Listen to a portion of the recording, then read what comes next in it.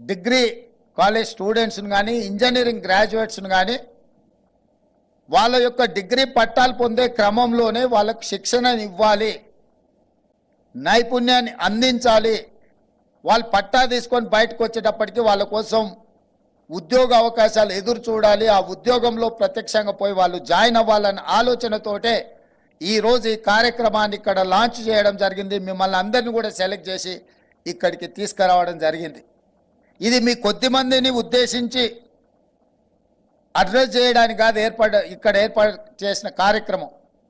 మీలాగా లక్షలాది మంది నిరుద్యోగ యువకులు పట్టాలు పొంది ఏం చెయ్యాలి అని ఆలోచన చేస్తున్న వాళ్లకు, వాళ్ళ ఇంటర్మీడియట్ కంప్లీట్ చేసుకొని డిగ్రీలో చేరే వాళ్లకు ఒక దశా దిశను నిర్దేశించడం కోసమే ఈ కార్యక్రమాన్ని ఏర్పాటు చేసి, మరి ఈ కార్యక్రమంలో మామూలు డిగ్రీలు చదువుకోవడానికి ఫీజులు కట్టుకోవడానికి మధ్యతరగతి కుటుంబాలు కష్టపడుతున్నప్పుడు వాళ్ళు శిక్షణ పొందడానికి అవసరమైన నిధుల విషయంలో కూడా ఆలోచన చేసి ఎక్విప్ సంస్థతో మాట్లాడి ఈ విద్యార్థులకు శిక్షణ ఇవ్వడానికి అవసరమైన ఖర్చులు కూడా ఇంకొక సంస్థతో మాట్లాడి వాళ్ళ కార్పొరేట్ సోషల్ రెస్పాన్సిబిలిటీ నుంచి ఫండ్స్ మొబిలైజ్ చేసి మీకు శిక్షణ అందించడానికి అవసరమైన నిధులను కూడా వాళ్ళే సమకూర్చి మీకు శిక్షణను ఇవ్వడానికి ముందుకొచ్చిండ్రో మనస్ఫూర్తిగా మీరు వాళ్ళని అభినందించడానికి చప్పట్లు కొట్టాల్సిందిగా మిమ్మల్ని అందరినీ కోరుతున్నా.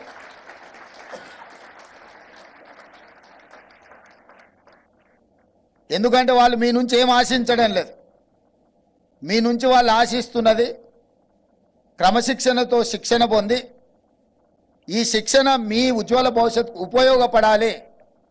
రేపు బ్యాంకింగ్ సెక్టర్ కానీ, ఫైనాన్షియల్ సర్వీసెస్ సెక్టర్ కానీ, ఇన్సూరెన్స్ సెక్టర్లో మీకందరికీ ఉద్యోగాలు దొరికి ప్రపంచానికే మన వైపు నుంచి మేధస్సును సరఫరా చేసే విధంగా తెలంగాణ రాష్ట్రము రాణించాలన్నదే వాళ్ళ ఆలోచన, మా ఆలోచన.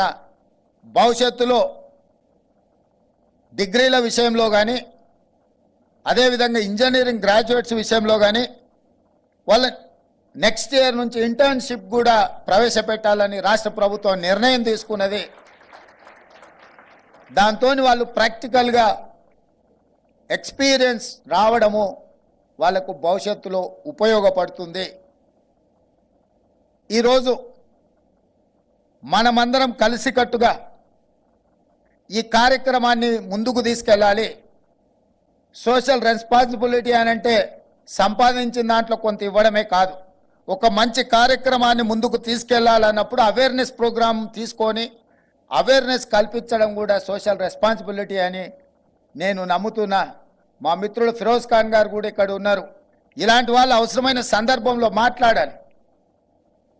They have to come up, అంటే they have to open, they have to discuss ఒక డైరెక్షన్. ఎందుకంటే యూత్ చూస్తుంటారు లీడర్స్ని. లీడర్గా రాణించాలంటే కూడా స్కిల్ ఉండాలి. స్కిల్ అంటే సాంకేతికంగా ఏదో ఒక అంశమే కాదు, ఒక మంచి ఉపన్యాసం చెప్పడం కూడా స్కిల్లే, ఒక మంచి అంశాన్ని ప్రమోట్ చేయడం కూడా స్కిల్లే. సో ఈరోజు మీ అందరికీ నా విజ్ఞప్తి ఒకటే. నిన్నమన్న నేను వరుసగా ఈ మధ్యకాలంలో మా ప్రభుత్వం ఏర్పడ్డ తర్వాత ఒక ఆందోళనకరమైన అంశాన్ని నేను గమనించిన. తెలంగాణ యువత ఉద్యోగ ఉపాధి అవకాశాలు దొరకకపోవడం వల్ల వ్యసనాలకు బానిసలయ్యి గంజాయి డ్రగ్స్ వైపు చాలా వేగంగా ప్రయాణం చేస్తుండ్రు. దాన్ని నిలువరించడం కోసం ఒక స్పెషల్ టాస్క్ తీసుకొని తెలంగాణ యాంటీ నార్కోటిక్స్ బ్యూరోని ఎస్టాబ్లిష్ చేసి కంప్లీట్గా ఒక వ్యవస్థను ఏర్పాటు చేసి డ్రగ్స్ని మొత్తము నిరోధించడానికి, నిర్మూలించడానికి ప్రయత్నం చేసి నిన్నమన్న చేసిన దాడుల్లో ఆందోళనకరమైన అంశం ఏంటంటే engineering graduate students drugs peddling చేస్తున్నారు. ఇంతకుముందు సమాజంలో నేరగాళ్ళు వేరుండేది, విద్యార్థులు వేరుండేది, నిరుద్యోగ యువకులు వేరుండేది, పారిశ్రామికవేత్తలు వేరుండేది. కానీ మధ్యకాలంలో మీరు కూడా పేపర్లలో చూస్తుండొచ్చు. Everyday I get information from my department. ఆ డిపార్ట్మెంట్లో నేరగాళ్లకు సంబంధించిన వివరాలు నేను చూస్తున్నాను. ఈ మధ్య గంజాయి సేవించే వాళ్ళు కాదు, గంజాయి అమ్మే దాంట్లో కూడా engineering graduates are degree students ఉన్నారు అని అంటే ఇది తెలంగాణకు ప్రమాదం పొంచి ఉన్నది. ఇట్లనే పంజాబ్ రాష్ట్రం నిర్లక్ష్యం చేయడం వల్ల ఈరోజు పంజాబ్లో 60% జనాభా ఇట్లాంటి మాదక ద్రవ్యాల బారిన పడి ఆ రాష్ట్రము యువత నిర్వీర్యమయ్యే పరిస్థితి, ఒక అలార్మింగ్ సిచ్యువేషన్ పంజాబ్లో ఈరోజు మన కళ్ళకు కట్టినట్టుగా కనిపిస్తుంది. నేను ఇక్కడికి వచ్చిన విద్యార్థులను అడుగుతున్న, చాలా వరకు ఇక్కడ ఉన్న వాళ్ళందరూ మధ్యతరగతి గ్రామీణ ప్రాంతాల నుంచి వచ్చిన వాళ్ళే ఉన్నారని నేను అంటున్నా. మన రాష్ట్రాన్ని అట్లా గాలికి వదిలేద్దామా? ఇట్లాంటి వ్యసనాలకు బానిసలు అవుతున్న మన సహచరులు, మన అన్నదమ్ములను, మన పక్కింటి వాళ్ళని అట్లనే మనం చూస్తూ వదిలేద్దామా? ఈరోజు వీటిని నిరోధించాల్సిన, నిర్మూలించాల్సిన అవసరం లేదా? ఇలాంటి సందర్భంలో సమాజం అప్రమత్తమై ఉండాలి. ప్రభుత్వం ఒక్కటే అందరినీ నియంత్రించలేదు. సంబంధిత సమాచారం ఏదున్నా, ఎంత పెద్దవారు ఉన్నా, మీకు అందుబాటులో వచ్చిన సమాచారాన్ని శాఖలకు సంబంధించిన అధికారులకు చేరవేస్తే మనం నియంత్రించడానికి ఉపయోగపడుతుంది. కొంతమంది పబ్లిక్ లైఫ్లో ఉన్నవాళ్ళు రోల్ మోడల్గా ఉండాల్సిన అవసరం ఉంది.